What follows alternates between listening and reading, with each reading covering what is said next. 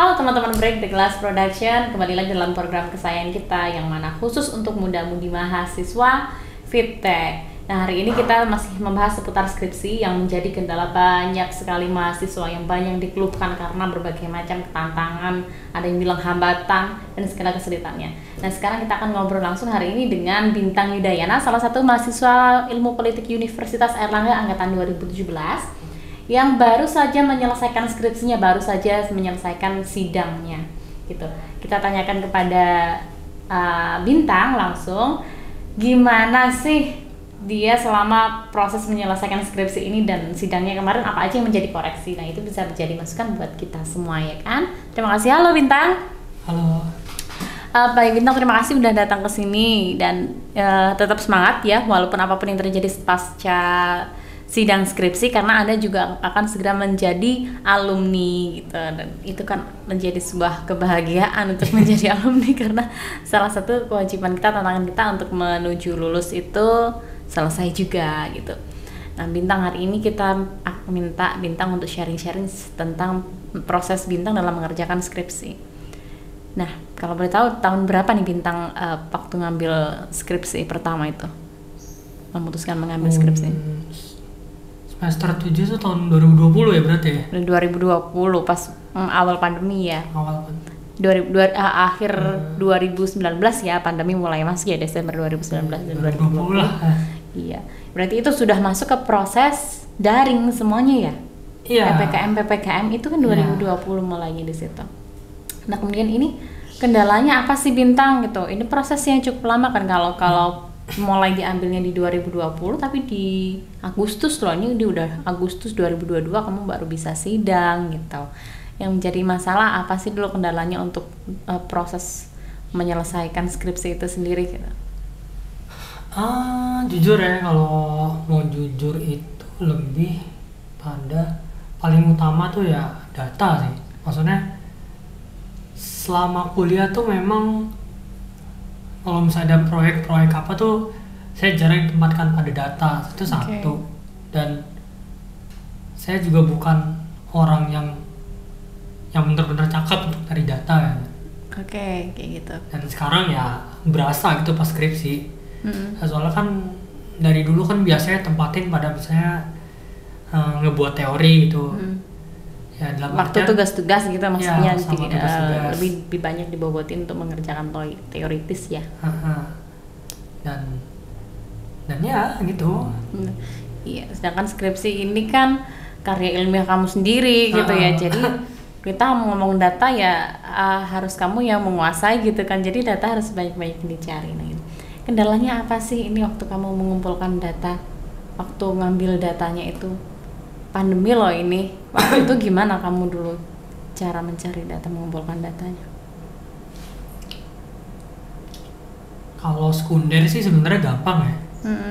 Yang sifatnya sekunder ya paling yang nyari literatur, buku, media online, produk-produk hukum dan sebagainya lah. Dalam artian walaupun saya juga susah untuk baca, dalam artian nyari-nyari beritanya, baca berita bisa sekali buka laptop tuh tabnya bisa berpuluh-puluh, tapi tahunya nggak ada yang dapet ya. Iya. Terus nyari data di BPS, tahunya di BPS data 10 tahun sekali dan adanya misalnya tahun 2013, 2015 dan sebagainya. Yang data terbarunya mungkin udah beda. Dan yang terutama sebenarnya data primernya. Data primer kan yang benar-benar saya temukan cuma wawancara. Dan hambatannya memang untuk wawancara ya, jujur itu saya gugup wawancara. Oh gitu, jadi wawancara ya apa ya, waktu itu bulan Juni itu saya wawancara ya, gugup. Masih tuh boleh ya bulan Juni 2020? 2021. Oh 21, oh iya berarti sudah bisa ya wawancara langsung. 2021 dan enggak, itu lewat Zoom sih. Oh lewat Zoom. Tapi ya itu gugup ya Mbak, gugup. Dan saya sampai nulis apa yang bakal saya tanyain. Taunya ada hal-hal yang perlu ditanyakan lagi gitu. Berarti setelah Ya, proses jadi- Zoom itu tanya ulang. Enggak, bukan. Jadi selama proses Zoom itu ya improvisasi jadinya. Apa yang kira-kira harus tanyakan lagi. Dan akhirnya ya udah itu sih. Terus selanjutnya ya ngelanjutin lagi kira-kira apa yang salah. Berapa narasumber waktu itu yang bisa diwawancara lewat Zoom? Saya cuma dapat 1 sih. Itu yang Mungkin- approve setelah kamu masukkan perizinan. Iya, yang saya masukkan akhirnya cuma 1. Dan karena saya juga kalau mau jujur emang nggak ini sih, nggak, kalau nyari narasumber tuh agak susah. Itu juga narasumber yang saya temukan itu kontaknya sebenarnya juga dikasih dosen saya. Oke, berarti kesulitan sendiri untuk mencari narasumber ya. Apalagi dalam kondisi COVID. Itu janjiannya lama juga nggak? Prosesnya untuk iya saya mau gitu, lama nggak itu narasumbernya? Untuk dia ngomong maunya itu sebenarnya mungkin juga ini kan dia juga kenal lah sama dosbing saya. Ya. Nggak terlalu lama untuk dia ngomong mau. Cuman proses akhirnya kita bisa wawancara, kita bisa nentuin hari wawancara itu ya memang agak lama sih, karena kan kita masing-masing kan punya kesibukan gitu. Ya akhirnya ketemu tanggal 4 Juni kalau nggak salah.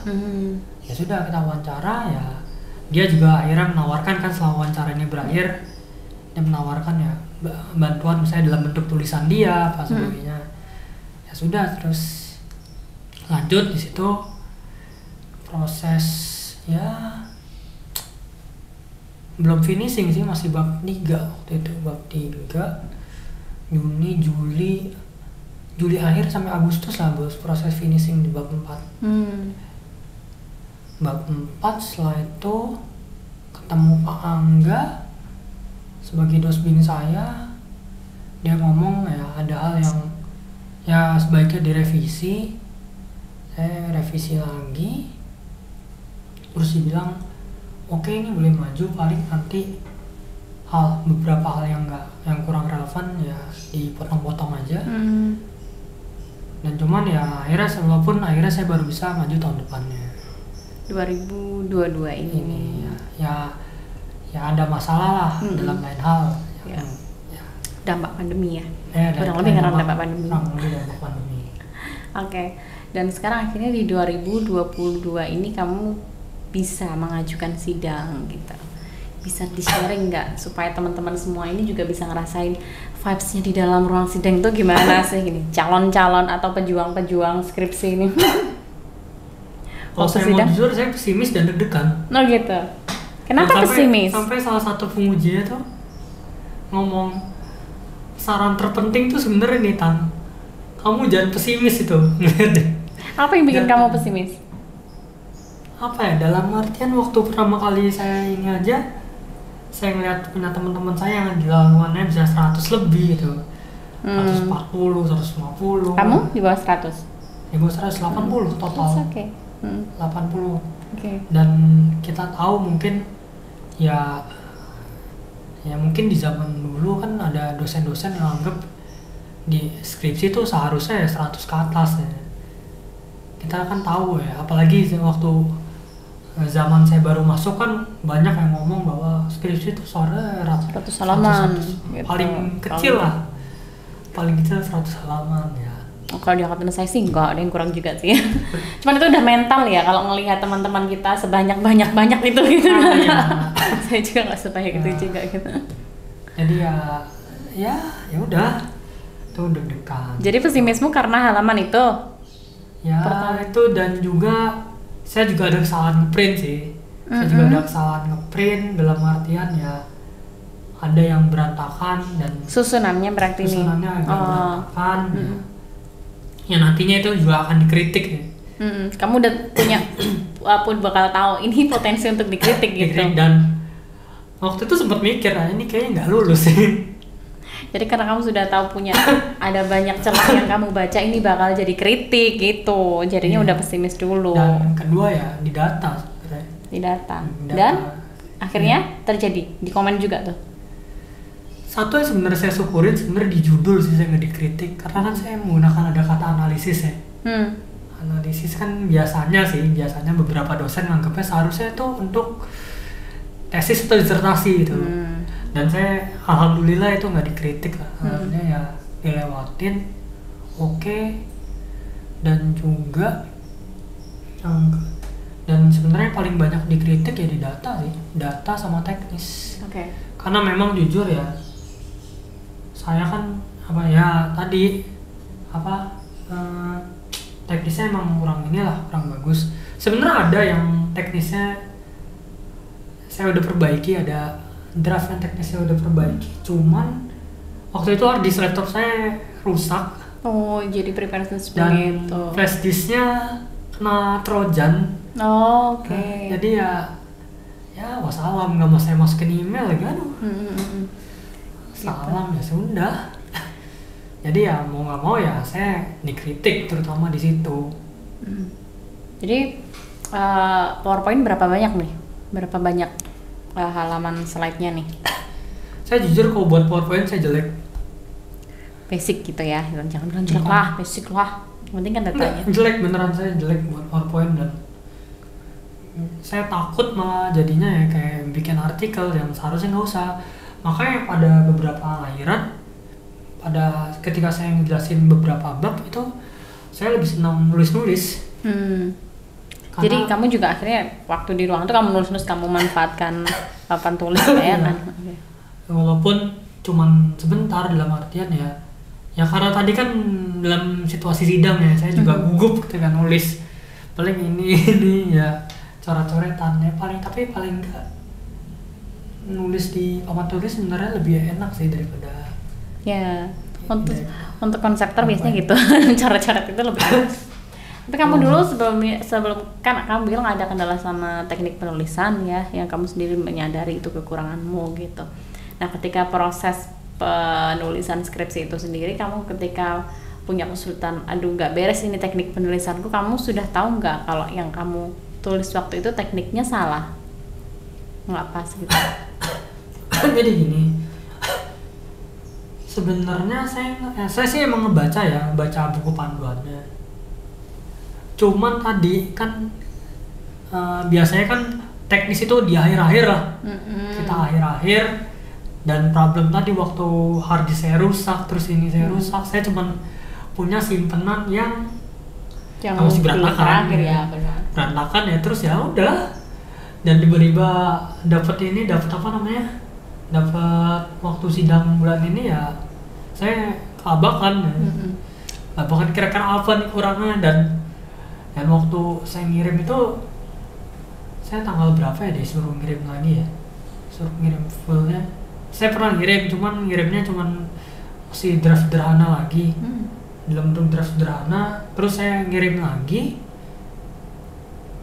tanggal 2 itu saya di kereta, saya serapin dikit-dikit, dan itu ya masih sangat berantakan. Soalnya saya ngetik di kereta itu dengan keadaan tidak melihat ini buku panduan. Paling enggak ya bisa dibaca lah. Dan berarti preparationnya itu berapa lama dari kamu daftar terus dapat pengumuman sidang? Berapa lama itu dari pendaftaran? Seminggu atau kurang lebih seminggu lah. Kurang lebih seminggu dapat pengumuman ke sidang tuh seminggu. Jadi daftar ke sidang mungkin 2 minggu, 3 minggu. Ya antara 2 minggu 3 minggu lah. Cukup nggak itu bagi kamu?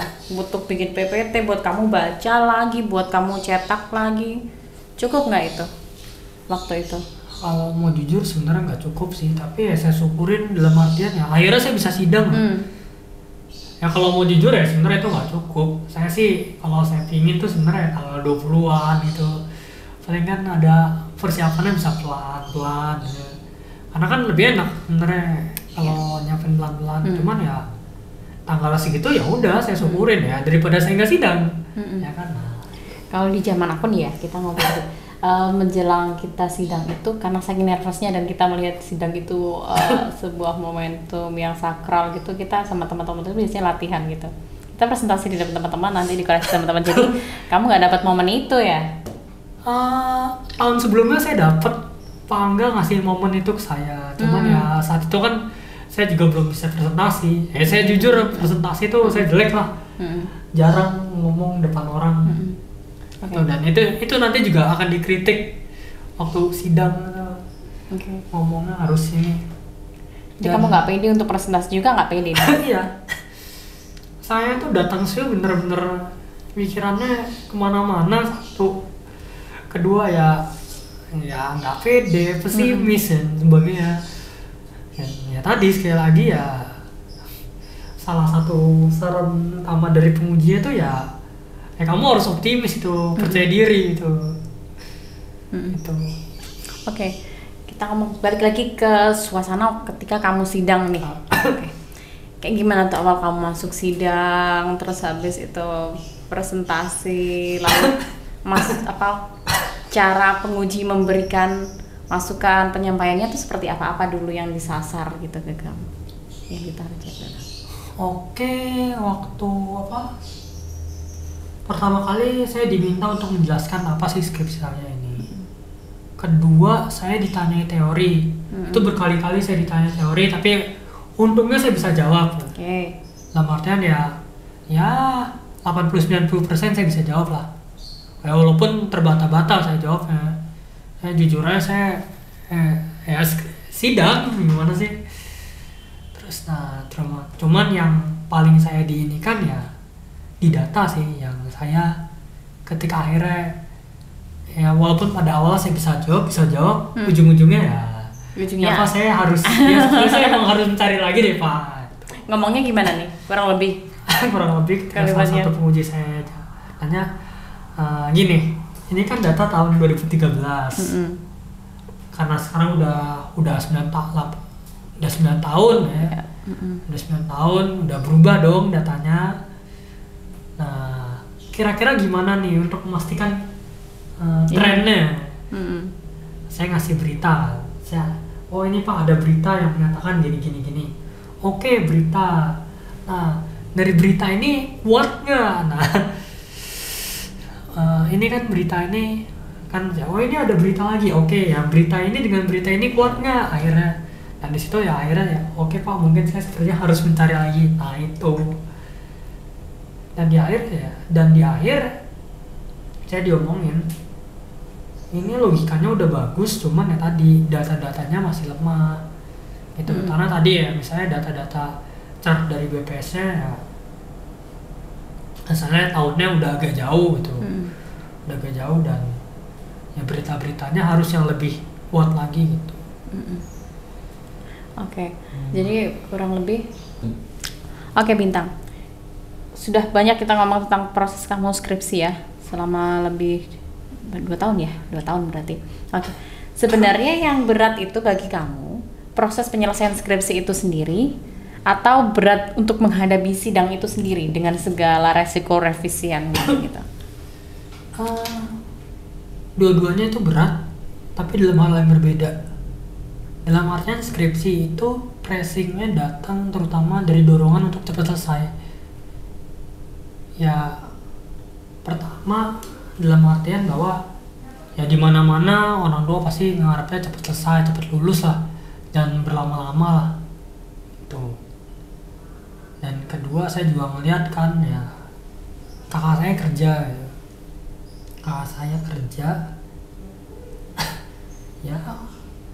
ya saya harus cepet gimana, harus cepet gitu. Dan belum lagi sebagai laki-laki ya, karena yang mengingat ya, di masyarakat kita tuh kan patriarkis ya. Iya benar. Labelnya itu loh. Iya, labelnya itu harus ya gini. Dan ya maksudnya saya tuh tipe yang sebenarnya nggak bisa beruk gitu loh. Bisa buru-buru gitu ya, nggak bisa. Saya tuh sebenarnya oke lah kalau cuma di pressing diminta cepat, diminta tuh ya ayo PC dipercepat gitu. Tapi untuk bener-bener ditungguin itu jadi distraksi konsentrasi kamu, fokus kamu untuk bisa menyelesaikan skripsi dengan baik kan sih? Iya. Ya itu satu. Dan saya juga melihat kan ya keluarga sepupu saya juga udah mulai ada yang sukses, kakak saya juga udah mulai niti karir. Dan saya ngelihat ini masa saya harus bertahun-tahun. Ya kan nggak mungkin gitu. Ya wes, akhirnya jadi Agustus ke September itu saya selesai. Ya walaupun ya saya akuin ya masih ada kekurangan ya, terutama bidang data. Untuk sidangnya itu ya tadi, saya tuh orangnya gugup dan nggak di depan tuh demam panggung, nggak percaya diri, pesimis ya. Saya tuh orangnya gitu. Dan itu harus dilatih sebenarnya jauh-jauh hari karena kita tahu akan menghadapi sidang gitu kan. Sebenarnya itu harus dilatih dan walaupun pernah sekali saya latihan. Yang dosbing saya ini yang di depan dosbing saya, ya udah dosbing saya ngomong kamu latihan lagi ya. Cuman kan akhirnya saya baru bisa sidang tuh Agustus ini. Jadi yang kayak nggak sempat latihan lagi. Terus sidang ya udah gugup, ngomongnya susah, ngomong terbata-bata ya. Itu performanya ya saya kalau mau saya akuin tuh jelek. Bahkan ya tadi sekali lagi sampai dosen uji tuh ngomong yang terpenting, yang mungkin revisi paling penting itu ya kamu tuh harus harus pede, positif thinking. Oke, overall dari seluruh proses kamu skripsi sampai selesai sidang, kamu puas nggak sih sama hasil karya kamu?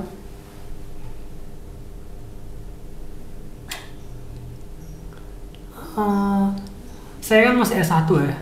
Kalau mau ngomong saya harus lebih bagus ya mungkin ini hasil yang paling bagus yang saya bisa usahakan dengan keterbatasan saya itu.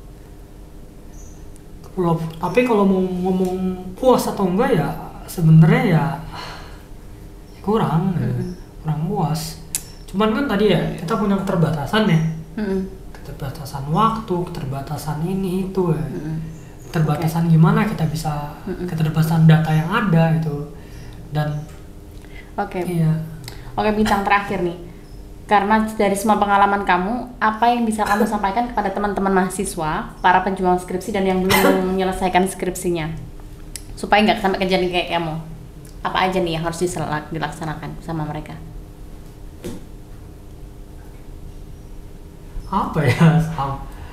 Sabar, prepare sebelum inilah. Support system dari keluarga gitu ya. Itu juga. Banyak latihan. Memahami ketika memahami ada kekurangan dilatih gitu ya, kayak public speakingnya itu benar.